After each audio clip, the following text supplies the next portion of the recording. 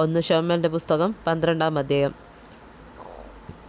അനന്തരം ശമൂവേൽ എല്ലാ ഇസ്രായേലിനോടും പറഞ്ഞതെന്തെന്നാൽ, നിങ്ങൾ എന്നോട് പറഞ്ഞതിലൊക്കെയും ഞാൻ നിങ്ങളുടെ അപേക്ഷ കേട്ട് നിങ്ങൾക്കൊരു രാജാവിനെയും വാഴിച്ചു തന്നു. ഇപ്പോൾ രാജാവ് നിങ്ങളുടെ നായകനായിരിക്കുന്നു. ഞാനോ വൃദ്ധനും നരച്ചവനുമായി എൻ്റെ മക്കൾ നിങ്ങളോടുകൂടെയുണ്ട്. എൻ്റെ ബാല്യം മുതൽ ഇന്നുവരെ ഞാൻ നിങ്ങൾക്ക് നായകനായിരുന്നു. ഞാനിതാ ഇവിടെ നിൽക്കുന്നു. ഞാൻ ഒരുത്തൻ്റെ കാളയെ അപഹരിച്ചിട്ടുണ്ടോ? ഒരുത്തൻ്റെ കഴുതയെ അപഹരിച്ചിട്ടുണ്ടോ? ഞാൻ വല്ലവനെയും ചതിച്ചിട്ടുണ്ടോ? വല്ലവനെയും പീഡിപ്പിച്ചിട്ടുണ്ടോ? ഞാൻ വല്ലവൻ്റെയും കയ്യിൽ നിന്ന് കൈക്കൂലി വാങ്ങി എൻ്റെ കണ്ണ് കുരുടാക്കിയിട്ടുണ്ടോ? യഹോവയുടെയും അവൻ്റെ അഭിഷിക്തനും മുമ്പാകെ എൻ്റെ നേരെ സാക്ഷീകരിപ്പീൻ, ഞാനത് മടക്കിത്തരാം.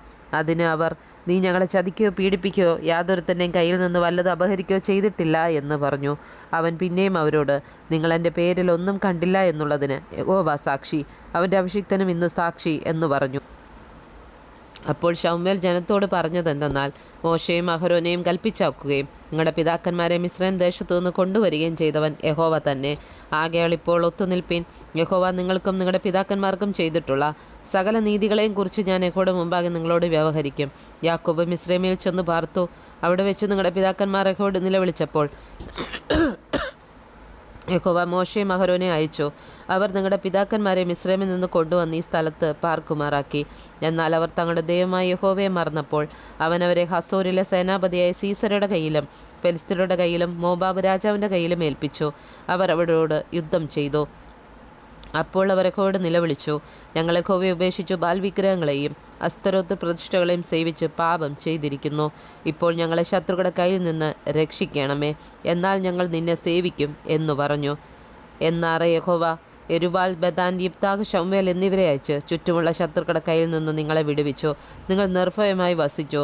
പിന്നെ അമ്മോന്യരുടെ രാജാവ് നാഹാശ് നിങ്ങളുടെ നേരെ വരുന്നത് നിങ്ങൾ കണ്ടപ്പോൾ നിങ്ങളുടെ ദൈവമായ യഹോവ നിങ്ങൾക്ക് രാജാവായിരിക്കെ നിങ്ങൾ എന്നോട്, ഒരു രാജാവ് ഞങ്ങളുടെ മേൽ വാഴേണം എന്ന് പറഞ്ഞു. ഇപ്പോൾ ഇതാ, നിങ്ങൾ തിരഞ്ഞെടുത്തവനും ആഗ്രഹിച്ചവനുമായ രാജാവ് യഹോവ നിങ്ങൾക്കൊരു രാജാവിനെ കൽപ്പിച്ചാക്കിയിരിക്കുന്നു. നിങ്ങൾ യഹോവയുടെ കൽപ്പനയെ മറക്കാതെ യഹോവയെ ഭയപ്പെട്ട് അവനെ സേവിച്ച് അവൻ്റെ വാക്ക് അനുസരിക്കുകയും നിങ്ങളും നിങ്ങളെ വാഴുന്ന രാജാവും നിങ്ങളുടെ ദൈവമായ യഹോവയോട് ചേർന്നിരിക്കുകയും ചെയ്താൽ കൊള്ളാം. എന്നാൽ നിങ്ങൾ യഹോവയുടെ വാക്കനുസരിക്കാതെ യഹോവയുടെ കൽപ്പനയെ മറുത്താൽ യഹോവയുടെ കൈ നിങ്ങളുടെ പിതാക്കന്മാർക്ക് വിരോധമായി ഇരുന്നതുപോലെ നിങ്ങൾക്കും വിരോധമായിരിക്കും. ആകയാൽ ഇപ്പോൾ നിന്ന് യഹോവ നിങ്ങൾ കാണുക ചെയ്യുവാൻ പോകുന്ന ഈ വലിയ കാര്യം കണ്ടുകൊള്ളുവീൻ. ഇത് ഗോതമ്പ് കൊയ്ത്തിൻ്റെ കാലമല്ലോ. ഞാൻ യഹോവയോട് അപേക്ഷിക്കും, അവൻ ഇടിയും മഴയും അയക്കും. നിങ്ങളൊരു രാജാവിനെ ചോദിക്കിയാൽ യഹോവയോട് ചെയ്ത ദോഷം എത്ര വലിയതെന്ന് നിങ്ങൾ അതിനാൽ കണ്ടറിയും.